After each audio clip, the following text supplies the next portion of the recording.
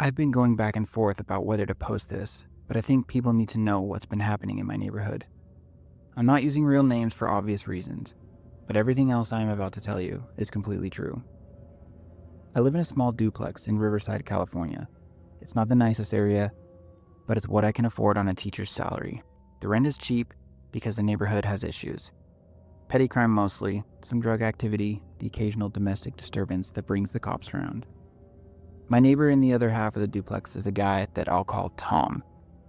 He's probably in his early 40s, average height, always wears baseball caps and work clothes. When I moved in 6 months ago, the landlord mentioned that Tom works nights and sleeps during the day, so I should try to keep noise to a minimum in the mornings. That was fine with me. I'm at work during the day anyway, teaching high school English, so our schedules worked out perfectly. I'd come home around 4 p.m., he'd leave for work around 6 p.m., and I'd have the evening to myself to grade papers and prep for the next day. Tom seemed like a decent enough neighbor. He kept to himself, never bothered me, always nodded hello when we passed each other in the driveway.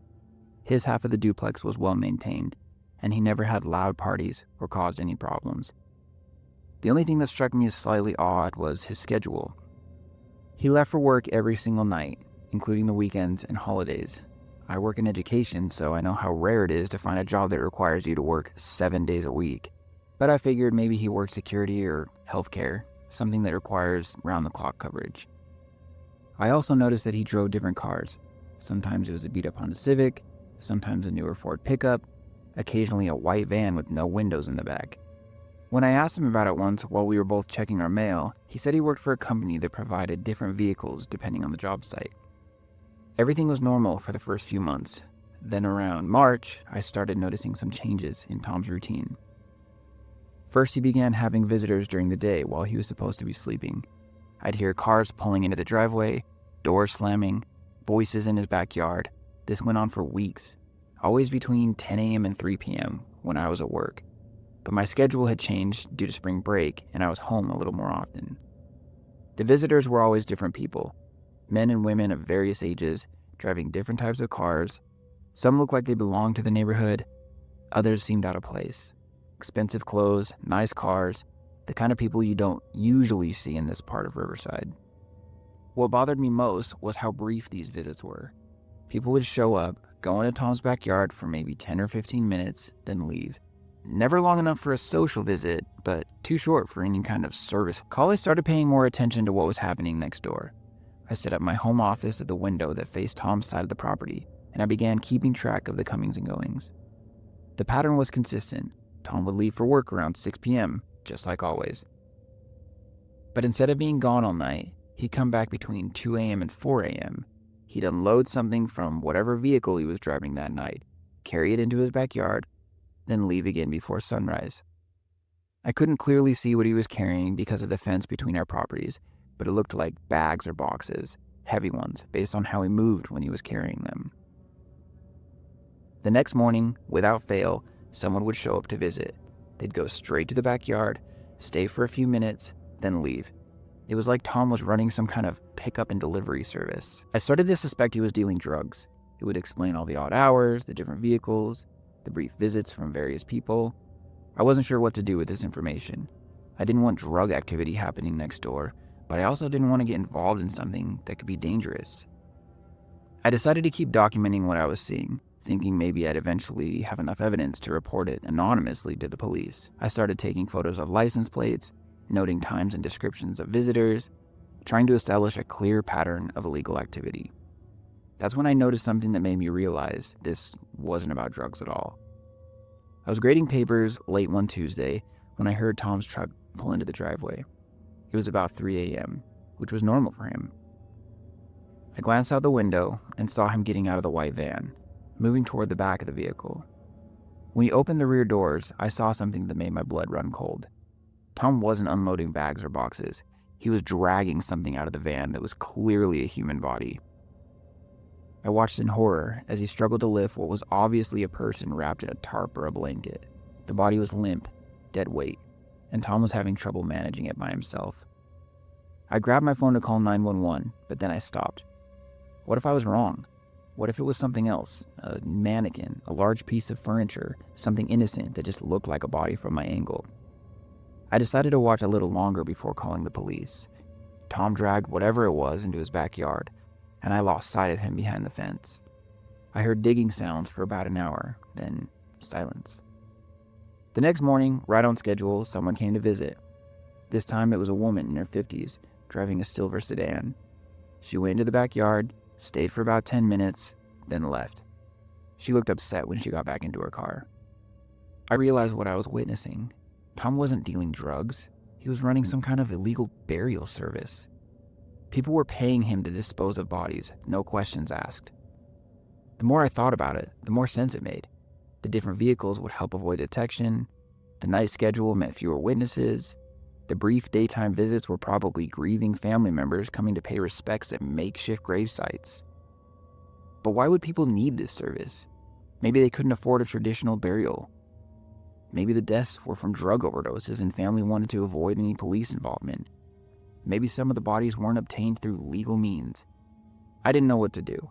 I was witnessing what was clearly illegal activity, but I was also afraid of getting involved.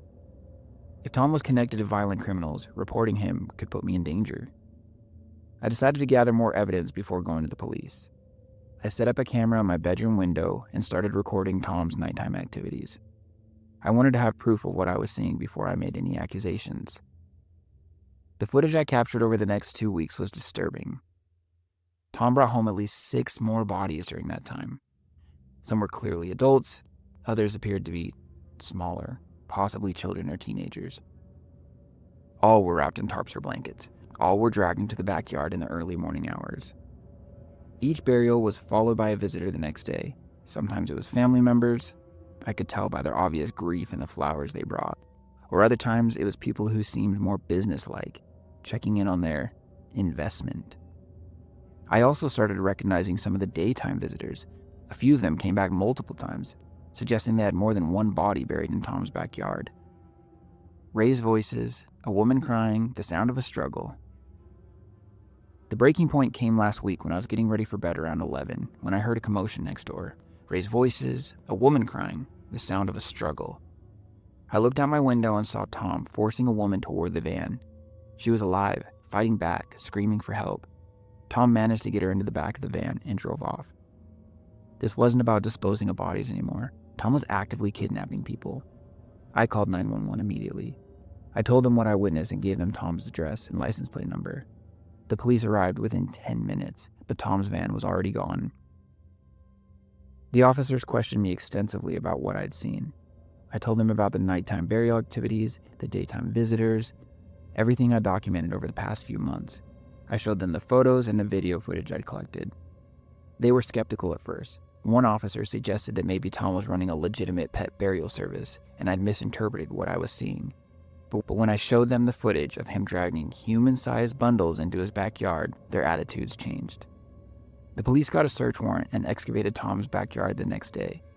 What they found was worse than I had imagined. There were 11 bodies buried in that small space. Men, women, teenagers, and even one child. Most had been there for months, but a few were more recent. Some showed signs of violence. Others appeared to have died from drug overdoses or medical conditions. Tom was arrested 2 days later when he returned to the duplex. The woman he kidnapped was found alive in an abandoned warehouse across town. She'd managed to escape while he was distracted by the police activity at his home.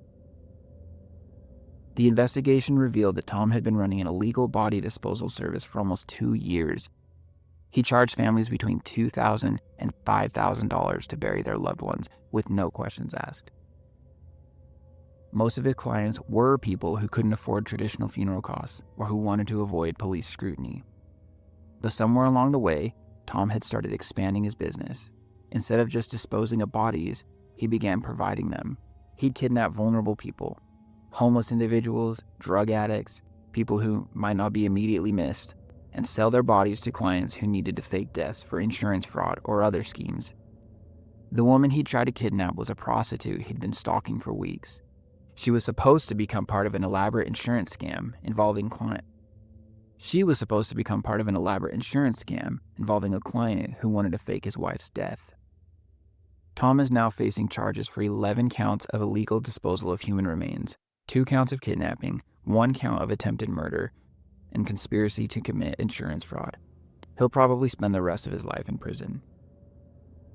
I've been in therapy since. I keep thinking about all those months I lived next door to him, completely unaware of what was happening. How many people might still be alive if I'd called the police a little sooner? How many families might have gotten closure for their missing loved ones?